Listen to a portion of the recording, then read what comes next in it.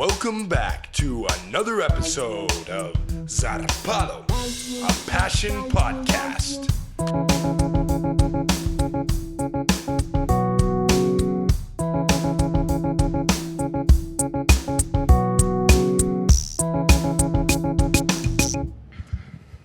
All right, my friend. How's it going?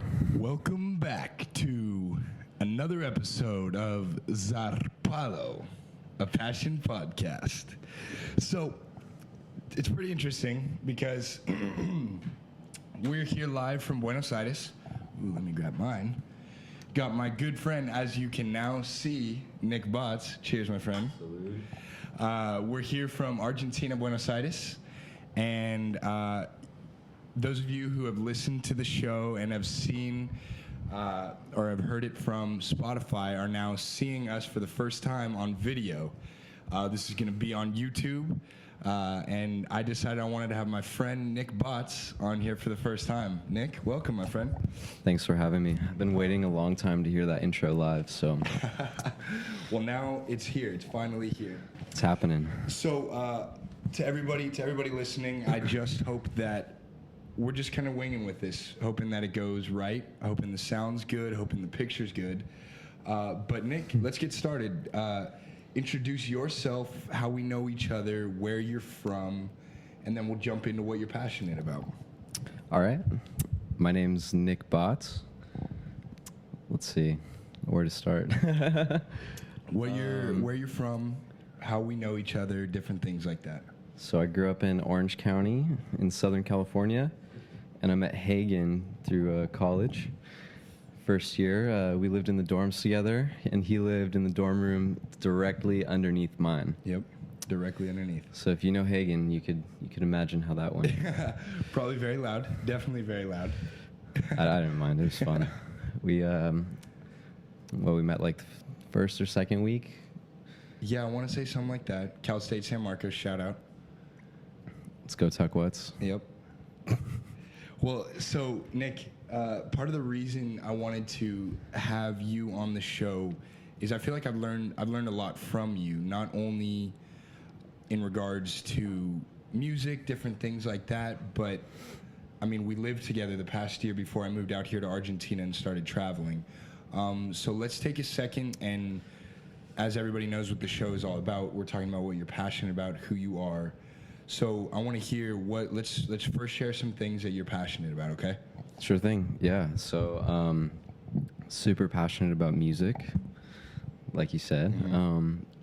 Very passionate about nature and the outdoors, and learning. Mm-hmm. I want to say learning for sure. Like, I studied history in college, Mm-hmm. and that for me was something that opened a lot of doors in my life and really was a big part of who I've become. Yeah. And yeah, just I think those are the main three.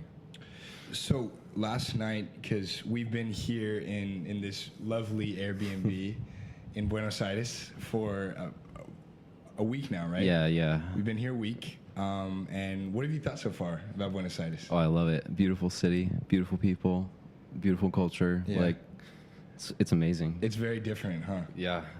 It's honestly exceeding my expectations in every Yeah. way. Well, it's really funny because Nick, you and me, we lived, as I briefly mentioned, we lived together in Oceanside for a year. We were friends throughout college, and then, like, right after we finished college, we lived together. And you saw me preparing for that trip, for going, and it always Sure cracked did, me up how man. you said how nervous you were for me. I had secondhand anxiety for you, no doubt, man. No doubt. You know, I think we both had a lot of preconceived notions about South America and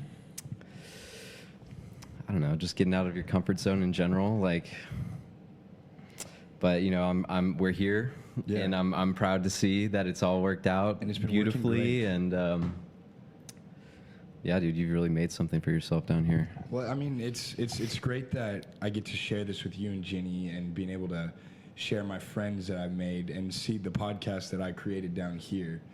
And you know, one thing I wanted to make sure to talk about for sure was last night when we stayed up till a normal thing here in Buenos Aires. Nothing really. You're out at the bars until 2, 3 in the morning, and then come back and talk. So Nick and I stayed up till 4 in the morning. But one thing you mentioned was finding that one thing that you feel gives your life purpose. And what you were saying was music. So walk us through when you found, you said music was your first passion. Yep. Walk us through what that finding of that passion was like in the journey and the transformation for you. You know, man, it's funny that you say like tell us about when you found it, because I never really found it. It's just always been something that's a part of me. You know, like I had an uncle who would play acoustic guitar up against my mom's belly when she was pregnant with me. Really? And I don't know, it's just always something I've had a strong connection with. Like I remember my uncle, that same uncle, he lived with us periodically throughout like my childhood, and I just remember like sneaking into his room and like touching his guitar, even though he was like, don't touch my guitar. And like, you know, I would sneak in there, I'd pluck all the strings, I would literally smell it. I would like Smell the guitar? Yeah. Do you remember what it smelled like? Yeah, it smelled like cigarettes. Yeah, but I don't know, my parents, I feel like they gave me a good foundation of music.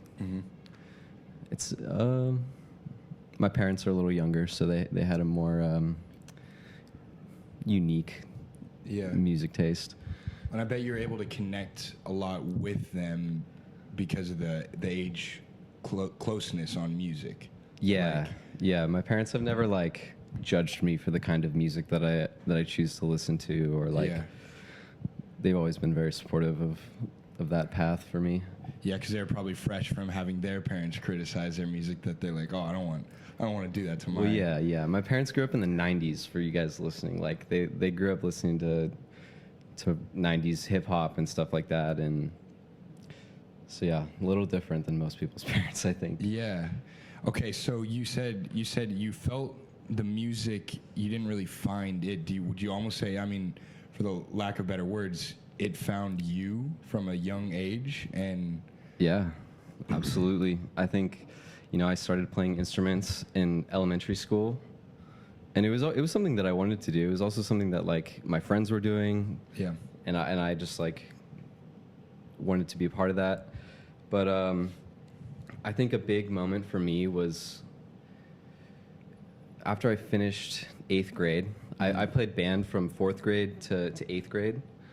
And after I finished 8th grade, I was like, well, I don't really want to keep doing band, but I want to keep pursuing music. I didn't like band because I couldn't play like the songs that I wanted to. Yeah. You know, our director, he would give us, you know, some weird sheet music and I never liked it. I hated like every single song that we would play. Yeah. I love like the Saints Go Marching In and stuff like know. that. You know, he actually gave us a Beatles song one time. Really? And that was pretty cool. It was I Want to Hold Your Hand. Yeah. How cheesy, but like, yeah, that was cool. But yeah, so finished band in 8th grade. Was kind of looking for my own sound. I don't know. And so I decided to buy like an acoustic guitar. I had met some friends that were playing guitar, and they were nice enough to like show me the ropes a little bit. Shout out Jack and Kevin, love you guys. Yeah. Shout out the boys. Yeah, you guys are awesome. They were a big, huge impact on my music taste and just becoming a musician in general. We would just, you know, like sit on the beach and play acoustic guitar for hours and hours and hours. And yeah, I don't know. I think acoustic guitar is when I really embraced music. I would go to the beach by myself, and there's this beach called Salt Creek in Dana Point where I grew up. And like 15 years old, I would skate like 5 miles to this beach from my house. With your guitar in your With bag. my guitar in the case. And I would just sit on the hill and I'd play my guitar. The big grass hill. Yeah. In the summertime. And I knew that if I sat there and played for long enough that I would run into a group of kids that I knew, or you know, some kids would come up to me and talk to me, and like a bunch of kids, I would meet a bunch of kids at the beach and stuff, and they'd be like, "Oh, you're the guitar guy," You're or the something. guitar guy. Yeah. The guy who skates with the guitar. Yeah, That's cool, it's though. funny looking back on it, but yeah. Man. So that was kind of my introduction to music. Finding the Beatles and Pink Floyd and Yeah. like classic rock and all that stuff early in high school was like really propelled me forward, inspired me in a lot of ways. Yeah. Well, so to give everybody kind of a frame of reference, you started with the guitar, and then I know you've branched not only music taste-wise, and I want to talk about that because Nick is one of the most music knowledgeable people that I've known. Like when we lived together, we would listen to records, we would play music, and it was always, or it would be times we'd be listening to music that you would then just drop a music fact about who it was that we were listening to. But I feel like those added facts give you more appreciation for the music.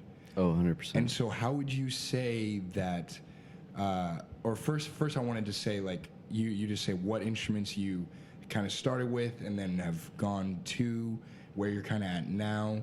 And yeah, let's just start there, and then we'll go back to some of that music knowledge that you have. All right, sure thing. Yeah, so I started, like I said, I started playing band. I started with violin first, and then I got bored of that pretty quickly. I hated the sound of it. Oh my gosh. Like, I would It's play like a that thing, and it would cringe. but I don't know. I did like it. And then I switched to flute, and then I played flute for a year, and then I switched to trombone, and then I played French horn. And that was kind of the end of my band career, I guess. But How many years did you do band? 5. Or wait, 4th grade to 8th grade. So Okay, 1, 2, 4 3, years. Yeah. Yeah, something like that. And that was kind of like the foundation for like my musical that was the first thing that really piqued my musical interest. Yeah. And then, like I said, bought an acoustic guitar in freshman year of high school, and oh my gosh, then I got an electric guitar, and that changed everything. For my 14th birthday, my parents, I had saved up a little bit of money and just been like stalking Craigslist ads for used. I wanted a Fender Stratocaster because I was like strictly listening to Jimi Hendrix. Oh. And I was just like, I need to be able to do that someday. Like I need to, because I don't know, if you guys don't know the difference between like acoustic and electric That's guitar. what I was going to ask you to go Acoustic is like very limited, and just because the strings are thicker, you can't really like bend, or like you can't play as fast, or Yeah. so like, but an electric guitar really opened up my music world, like in so many ways. And I had this little amp. It's called a Line 6 Spider. For all the guitar guys out there, you know what I'm talking about. Yeah, absolutely. The thing For had sure, you're gonna have some guitar guys listening. that thing had so many different presets on it, man. Like I could get clean tones, crunchy tones, and then like distortion and like metal, and it also had like reverb and phasers and just all these crazy effects. So like as soon as I got that thing, man, like I said, on my 14th birthday, found this Craigslist ad, and Fender Stratocaster with a Line 6 amp for like $300, and I begged my mom. I was like, you don't have to give me anything for Christmas. Like, Just that. Like I'll pitch on it. Like, just can you drive me to this guy's house so I could buy this guitar? And it was like, so we drove like 30 minutes away, and like as soon as I saw the guitar, I was like, I need it. Yeah. So that was the one. $300 for a guitar and an amp with like a bag and cables, and like great deal. Oh my gosh. Like I feel like I stole that guitar. I still play it every day. That's the one. That's a black one that you still have. Yeah. Really? Yeah. And you've rebuilt it and done other things to it, right? I have, yeah. Yeah. Yeah. So yeah, electric guitar changed everything for me. I started playing a ton of Jimi Hendrix, like just trying to emulate that sound. I feel like when you try to replicate an artist, like you kind of get to know them a little more. Yeah. And so, In what way? How would you say that? Is it because you're trying to maybe go into the mind of them, or the sound even? yeah, Or 100%. yeah. Yeah. And so what things did you find yourself like almost emulating Jimi Hendrix, like going into the mind of him?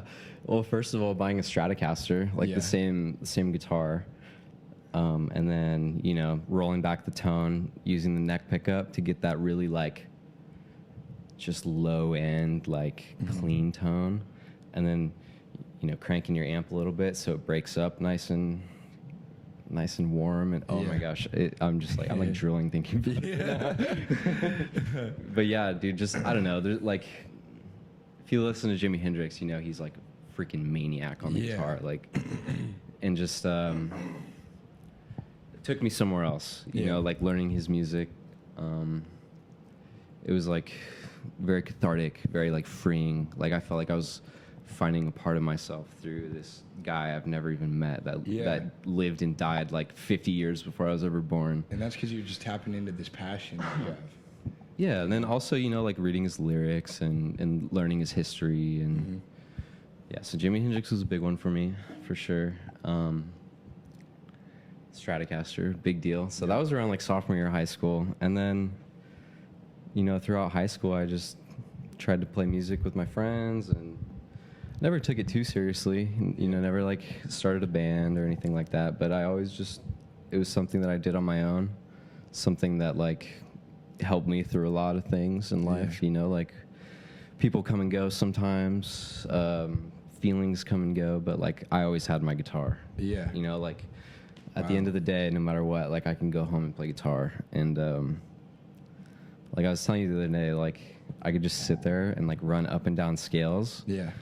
And, you know, I'm not even necessarily thinking about the scales, you know? You're thinking about what's going on in your life. Yeah, exactly. And it's like the thoughts reflect, like, like the sound reflects your thoughts, more or less, you know? Can you remember, like, a moment or, like, a time specifically that you had maybe a lot of things going on and you remember one specific time where you either created some music or really just dove into that music as medicine? Hell yeah, of course, man. COVID, for one, you know. Absolutely. COVID is really when I started taking music production really seriously. Or not, I don't know if you can say seriously, but I mean, when I really started serious about it. Yeah, that's when I started to get more serious about it. Actually trying to teach myself the ins and outs and really just trying to learn. So yeah, you know, like everybody kind of moved away. I lost my roommates. You know, they didn't want to stay at school anymore because everything was online. Yeah, you know how long everything was going to be shut. It was a weird time for everybody, you know, like not seeing food on the shelves in the store and not being able to go to class, not being able to see your friends, not being able to like go have fun. I was really like, I needed like a release. Yeah. And so I turned to music production, you know, something as simple as like GarageBand on my my laptop. I bought an interface and a microphone and like what we're rocking just with started right here. dude, just started going at it, you know, like COVID, I feel bad because I totally sidelined school. But at the same time, like 2020, I would wake up, and Jenny can back me up on this. I would wake up like at 7 o'clock every morning, and I would just grind music for like hours. You know, like when you had homework and everything. Yeah. But just trying to like, just trying to find like a sound that makes you feel something. Yeah. And you know, I'd put hours and hours and hours into like tracking a song or just like a riff or something, and then only to listen to it after you're done and just being like, oh man, this is really bad. But I don't know, that's part of the process. Yeah, but that was really cathartic for me during COVID. Definitely. Like I really sunk into music during COVID. Well, that's awesome. I remember that because you would always have a guitar around, and you'd always play, but I do remember that change from COVID with you, like really recording a lot of things, getting a lot of pedals, doing a lot of different things that could make different sounds for your music. Yeah. And started like actually saving things. Yeah. Which is cool. Yeah. That was fun. Such an exciting like little period for me, I think. Yeah. Because it was a big silver lining. I felt like with the stress and pressure of school, like I didn't necessarily have the time to dive into music production. But for some reason, like COVID really changed that for me. Yeah. I mean, you're put with nothing but the time in front and how your mental health. Yeah. put into that thing. Exactly. That was really the time that I jumped into records. Nick and I, Oh yeah. we lived on the same street where our university was right up here at the top of the hill. We have video now, so we can like actually represent this. This is great. We lived on the same street. I was in a little house down here with the 6 idiots. Shout out to those 6 idiots. With the boys, and Nick lived in the apartments, like, 500 feet up the road? Not even. Yeah. And I used to skateboard to his house with a couple albums that I either wanted him to listen to, and he would give me a couple that he wanted to listen to, or ones that he'd be like, this is what I think you should listen to next. Yeah. And then you'd usually give me a fact about it or something. Yeah. And then I'd take those home and I'd listen. and that was fun, dude. That was I really awesome. liked that. Yeah. That was a cool time. I remember one time on the topic of Jimi Hendrix, it was like it was one of the shortest interactions, but you gave me what's that one album? Smash Hits. Yeah, no. It was the one with the Indian cover. It's one of the most classic. I just can never remember what it's called. The Jimi Hendrix Experience. I'm pretty sure I gave you Smash Hits. Yeah, but it was... It does have, like, they're dressed as cowboys. No, the kinda, blue one. or The one that Bold as Love... What's the name of that album? Is that the Jimi Hendrix Axis Experience? Bold as Love. Is that the name of the album? Jimi Hendrix Experience is the band. Oh, yeah. It's okay.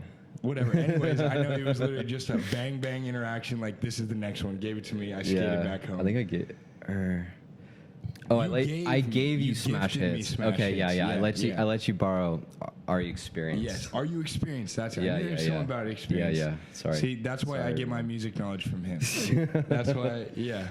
Well, so I want to hear a segment we do on the show is Zarpado Momentos, and it's never really been one where I ask you to talk about one specific, but I have one in mind that I want you to share. Yeah. One of the Joshua Tree times at Garth, where we literally just spoke about this the other night when we did the Pink Floyd thing, when we were standing on those rocks.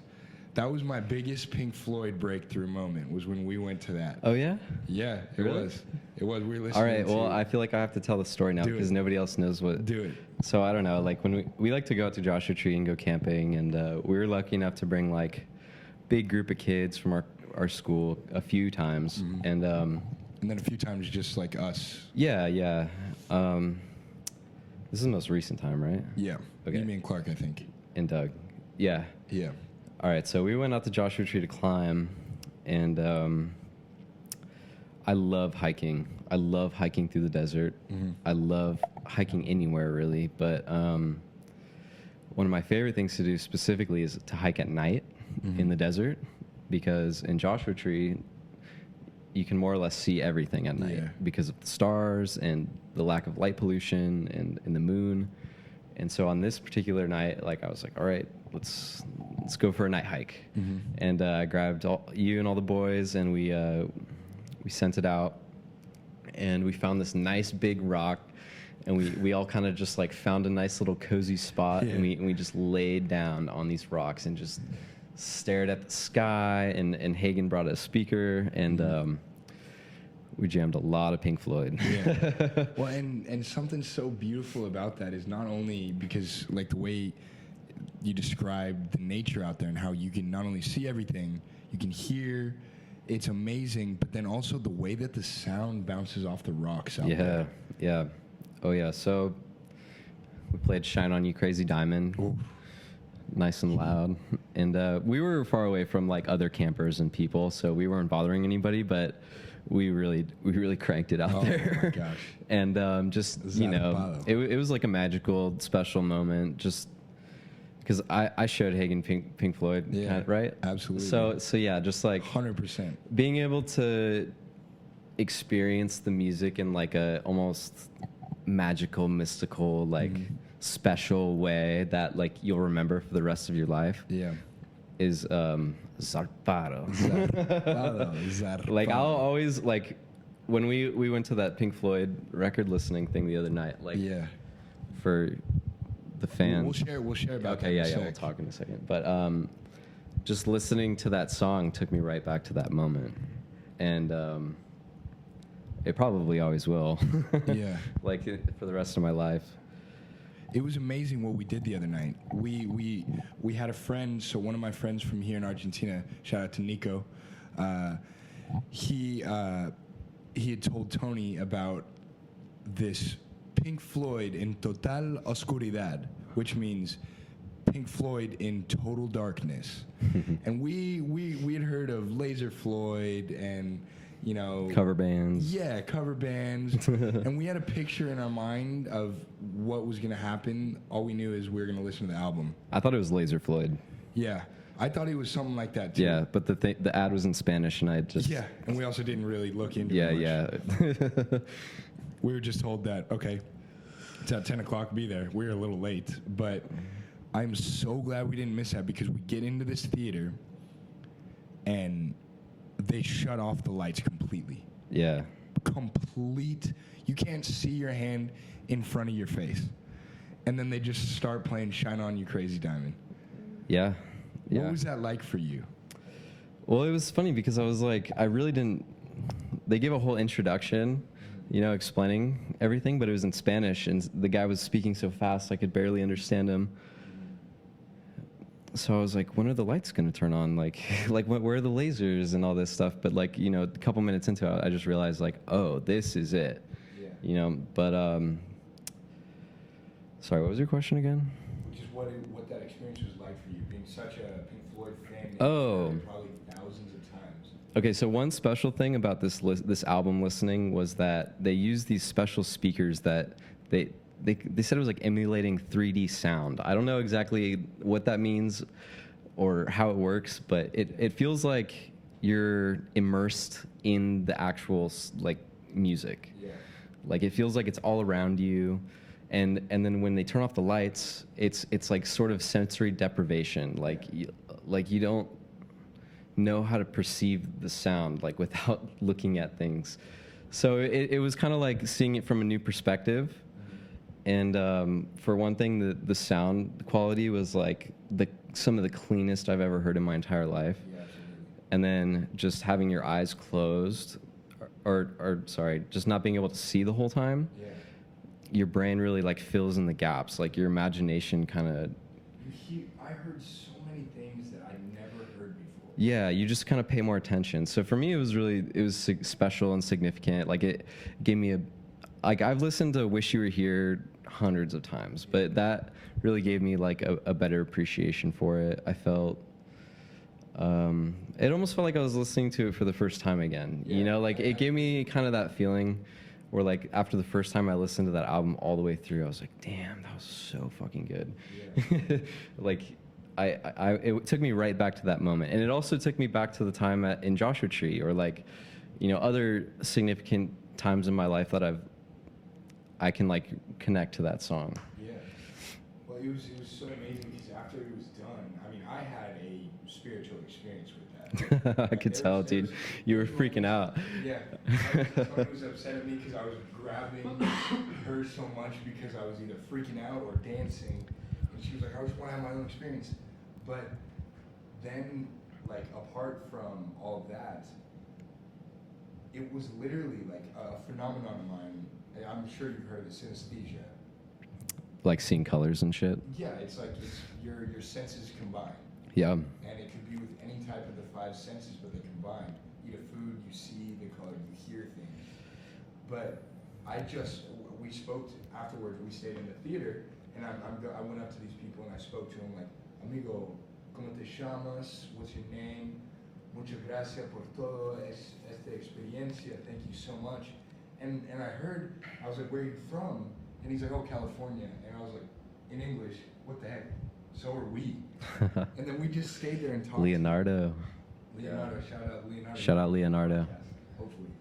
But yeah, man, that was just to be able to tell them how much that meant, and that they were able to give this clean, because there's no substances involved, you know, but you're giving people an experience very similar to a psychedelic type of experience. Sure. Yeah, very intense, very like introspective, and because when the lights are off, even though you're in a little theater full of people, you're by yourself. You're by yourself, man. You can't picture Yeah. people around. Yeah, no. Like I remember just being in the dark for so long, and just hearing like "Shine On You, Crazy Diamond" took me right back to the desert. Like I felt like I was there. Zarpado, muy Zarpado. Very cool. What about, can we talk about another Zarpado moment that we had Absolutely. about a week ago? Absolutely.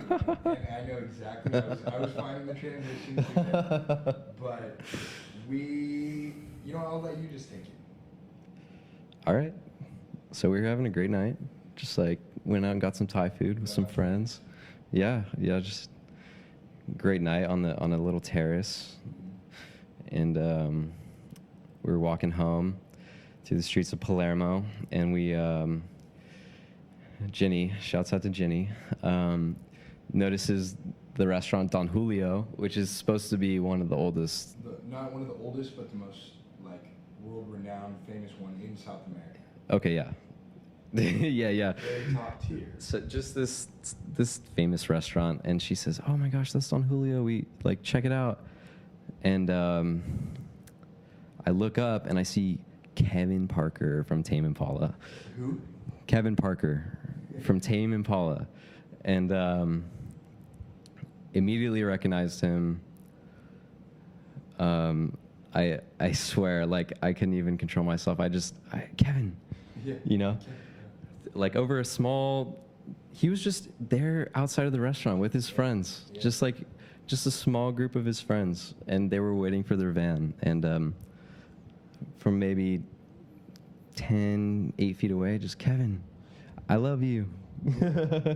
Gave him a little like salute, and he gave me a little like salute back, and I thought that was going to be it, you know. And then before I know it, Hagen and Ginny pull me up to him, and before we know it, we were all just like, it was our group and his, Yeah.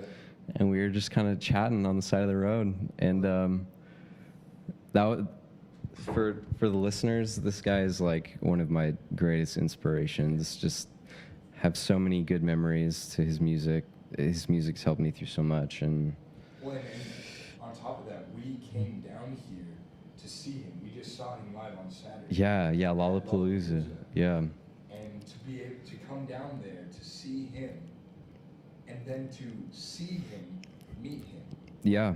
that was incredible. And he was actually one of the most chill, humble people. Yeah, amazing normal guy. Just so nice. And, you know, like you were asking him some pretty hard questions, and he was totally indulging you. He was almost like feeding off of like how stoked you were to see him. You know, he was such a good sport about it. And I think that just like made me love him so much more, you know? Just he's such a chill guy. Kevin Parker. Hopefully he gets to see this one day. But I think that's like just a testament to like how music, like the nature of music, and like how it has worked in my life, and in general, like Kevin Parker, like I watched this interview of him where he talks about how, you know, music has this like magical, mystical way of working. Like when he's writing a song, it's like you can't force it. Yeah. It just comes. And like I feel like just following music and like following my taste and following the people, like-minded people, whether it be like going to concerts or like traveling somewhere or just like sharing music, like I feel like it's just opened up so many doors, and like it's rewarding. Yeah. You know, like, and I just feel like that was one of them. Like we came down here. That was That was one of my Zarpado. biggest intentions coming down here, was just like looking for inspiration for my music and exposing myself to new things and just looking for inspiration, and like we found it. Yeah. We've And so, you know, that was one cool thing. I think you, me, Ginny, Tony, we were the only 4 people that realized the gravity of this situation. Yeah. But I think we're also the perfect group to be there, because you guys recognize him, and then we're like kind of like, like, no, like, I'll give him, and you know Yeah. me, I was like, Yeah. this is our only chance to speak to Kevin Parker. Yeah. And I want to just say, I go up to him and I go, he's in a full conversation with these other people. And I walk up and I go to the other people who they're talking to. I'm like, hola amigos, hablas español? And then they're like, sí, yo hablo. And I was like, este es Kevin Parker? And I just like instantly stole the conversation. And then boom, I just like was like, these are my friends. We came here to see you. And we just launched in. Yeah, I'm so happy we were also like respectful and like we didn't draw a crowd and Yeah, we didn't take pictures. yeah, that was my main priority, was just like respecting his presence because of how much he means to me. Yeah. You know, like I knew that if I was ever in his shoes, like all I would want is respect. Yeah. You know, like, And he deserves it. and I feel like we just like, it was so nice it was such a perfect, like, good, wholesome interaction. Yeah. Like everyone says, don't meet your heroes. Like, and I am kind of partial to that opinion, but like, that was a good example of That was a meeting good your heroes. example of where I don't it's- think it could have gone much better than that, to be honest. Exactly. You know, one thing, and to those of you who don't know about what, you know, he was in what, a car accident. No, he ran a half marathon. He ran a half marathon Yeah. and he broke his hip Yeah. because of that. Mm-hmm. Yeah, he broke his hip. He's like, what, in his 30s? Yeah. Maybe late 30s, if we had to take a guess, Yeah. not known exactly. But he was there and he had 2 crutches and he had a broken hip. And, you know, and I got to ask him, I was like, man, how are you doing? And it was just, he literally said, thank you for asking. Yeah. Like, that was sweet of you. yeah, well, because I was curious. You know, it meant a lot that he didn't cancel on us. Yeah, I was just like, the only thing I said after I love you was, Yeah. you're a fucking champ. Dude. You were like, how are you? And like he was kind of showing us like his crutches and stuff, and I was just like, you're such a champ. Yeah. Like, Nick was thank you. starstruck. I was so starstruck, man. I can't even, like, for me, it's almost like I met a Beatle or like, Yeah. Arguably, man, like of our time. Like, Yeah. and like I told you, the impact, especially on Southern California, that he had on your community and everything. Like, well, and so I wanted to kind of go from that. And you said that you came down here looking for inspiration. After that festival, after knowing the things, what inspiration do you think that you are looking forward to taking back into your music when you get home? Good question. I load them up. Sometimes I'll load them up. With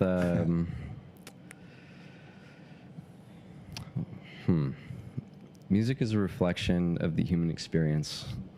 You know, like when you're suffering, you're gonna write sad music, and when you're in your highest highs in life, you're gonna write positive, like inspirational music. And one thing I've struggled with in my music journey is finding that positive side. Wow. And I don't know. That's part of it. That's and then amazing. also just seeing how different these guys down here shred, man. Yeah. Like that guy at La Dama, the jazz bar. I never seen a guy play guitar like that. With the lighter? Or which one? That guy, or even the guy with the little 4-string guitar and Kike, man, dude, all those guys, very talented. Love you guys. Shout out Ladama. Shout out La Dama, great place. Yeah. Like, That was another thing. Nico and his sister Katta, shout out you guys. They're the ones who showed me Tony. oh yeah, They're the ones who put us on at Ladama. cool. Yeah. They were cool, man. I liked meeting them. Yeah. So yeah, I don't know, man. Just like different perspective really like opens your eyes. Sometimes I can get in the way of myself. Of course. And I don't know. I feel like this helped me get out of the way of myself. Yeah. If that makes sense. Like, I mean, I think you said it perfectly. Like, throughout history, you've struggled with the positive side. And what's more positive than meeting your idol, watching and him just being live, the coolest, and him being the man. yeah, just meeting him being so cool, and then him just like melting your face off. Yeah. Yeah. Oh my gosh, we were in the perfect Yeah, spot. that's pretty positive if you ask me. Man. It doesn't get much better than that, honestly. So Nick's been saying he's been itching to get back to his recording gear and all that. What do you have in store next for your music journey? Well, I've just gotten really into like microphones lately for the first time. Before that, I was recording off of like an interface, Yeah. just guitar into the interface, Yeah. and that wasn't really giving me the sound that I wanted. A big part of my music journey right now is I'm trying to find my sound. Exactly, yeah. Trying to find like not only like what I want to sound like, but like what I want to put out into the world. Yeah. And yeah, I feel like I'm getting closer and closer. Just musical equipment is expensive. Yeah. So working hard, trying to Finance tune that my passion. gear. I know, like for the guitar players out there, they're like, yeah, one more pedal. Yeah. Like, so maybe a little bit of that. But composing music, man, is like such a different ball game Mhm. than just playing and like playing in the moment. Yeah. Learning to really like take it seriously and produce something professional is like it's almost another instrument on its own. Like playing in time, Mm-hmm. like transition. I don't know, but I have been working on an EP for a couple years now, Yeah. and I can't say that it'll be done anytime soon, but have been working on it a whole lot, and hopefully someday, like I'll feel ready to put it out there. Do you have any idea of a time frame of No. when you'd want to? No. Not at all? No. Okay, I was hoping we could get him into No. committing some here on the episode, but No, well, for me, like music is like so personal. Yeah. It's such a personal thing, and it's almost hard to share it. yeah, of course, and it's something that I only really do for myself. Yeah. Like as much as I want to put out music and I want recognition for all the work that I put in, Mm-hmm. I don't. That's not what it's about for me. Yeah. It's not about money or like following some like pipe dream or something. It's just something that gets me through life. Yeah. Like it's just something that makes me feel good and something that I feel has helped me grow. And when I'm at a point where I feel like I'm ready to put it out, I'll be so happy to share it with you guys. Absolutely. We'll promote it on here. Make sure everyone who hears this episode can go back and be like, okay, Yeah. now it's out, whenever it is. Yeah. Well, I'm almost kind of secretive about my music. Yeah. Like a lot of people who meet me, like they don't know that I play any instruments or anything. But Yeah. yeah, thanks. Of course, man. Well, this has been awesome, and we can talk for hours, but I'm really glad to be able to hear a couple of sides of you and a lot of the influence, and be able to tell some stories of the awesome things we've done. A lot there's so much more that we could share. Of course. But I think the last kind of thing I want to walk into is, really, and I thought about it all last night as I went to bed, and I thought about it today, what you said about finding, and even though you said that music kind of found you, but being able to identify that is the in a sense, car that you choose to drive through your life, is that music, the thing that music offers you. What advice do you have to people tuning in to finding that passion the same way? Okay, sure. Yeah, I'm gonna bite off one of my professors a little bit. Absolutely. So I had a professor. His name is Professor Al-Marashi. Okay.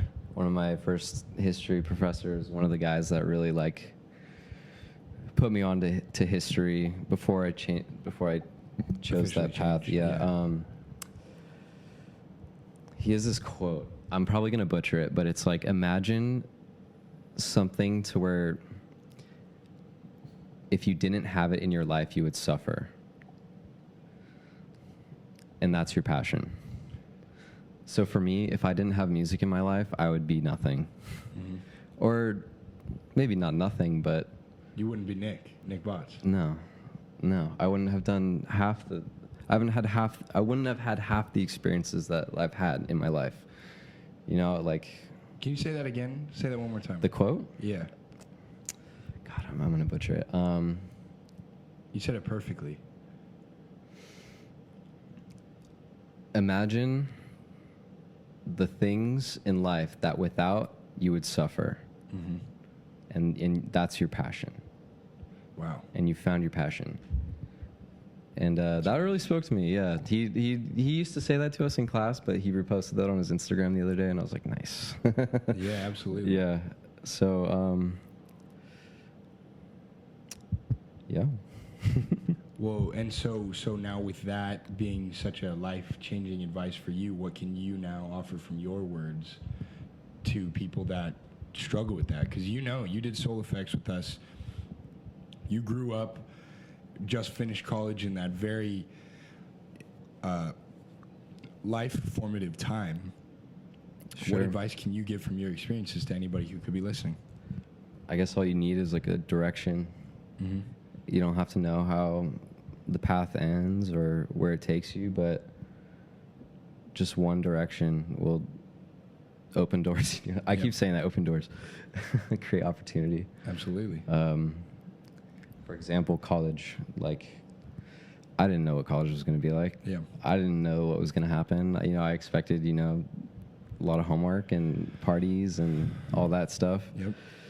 But I think behind everything, you know, I just wanted that higher education. You know, I wanted to pursue learning, and that's what led me to meeting you and meeting Ginny, and you know, having all these amazing memories. And all it took was just like an idea of where to go. Yeah. And like, I always knew in my head what I wanted. I knew what I wanted for myself, and that was just one of the steps I needed to take to get there. So I feel like everybody knows what they want to do. Or, well, no. I think asking yourself what you want is one of the hardest questions in the human experience. But, like, everybody has an idea of the direction that they want to go. Uh-huh. And, you know, people in your life will try to steer you in other directions. For example, your parents or your family or your friends. You know, they'll put you in a box and try to categorize you and tell you what you can and can't do. But, you know, like, only you know what's really inside you. Yeah. Like everybody is different and unique and special, and like, you really have to like harness that side of yourself to become closer to who you want to be someday. Absolutely, man. Yeah. Absolutely. Well, I mean, I don't think I could have said it any better myself. I 100% agree. So, you know what, man? I think that's a good spot to end. We got a beautiful city out here that is dying to be explored. So what do you say? Let's get it. Well, to everybody, I hope that this first episode of the next phase of Zarpado, a passion podcast, has gone over great. We're going to be coming at you every week now with video, new guests, better sound. And we're available on everything, anywhere you can listen to a podcast. I'll be on there. I'm coming for you guys. This has been Nick Botts. Thank you very much. Thanks for having me. Zarpado, a passion podcast.